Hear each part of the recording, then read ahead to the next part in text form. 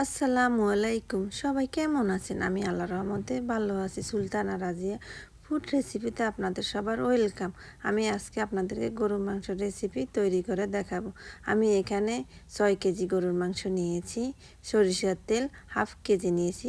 সরিষার তেলকে আমি এখন গরম করে নিব। আমি 2 কেজি পেঁয়াজ দিয়েছি, গোটা এলাচ, দারচিনি, তেজপাতা দিয়েছি। আমি এখন এগুলোকে একটু ভেজে নিব। ভেজে নিয়ে লবণ 2 চা চামচ, আদা বাটা 2 টেবিল চামচ, রসুন বাটা 2 টেবিল চামচ, এগুলোকে আমি একটু ভেজে নিব।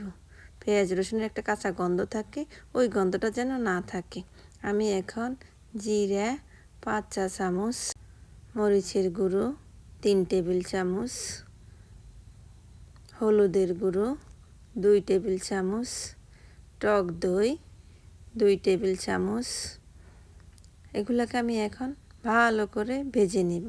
এলাচ, দারচিনির গুঁড়ো 1 চা চামচ, 2টা টমেটো, মশলাগুলোকে ভালো করে ভেজে নিয়ে এখন আমি গরু মাংসগুলো ধুয়ে রেখেছি ওগুলো দিব।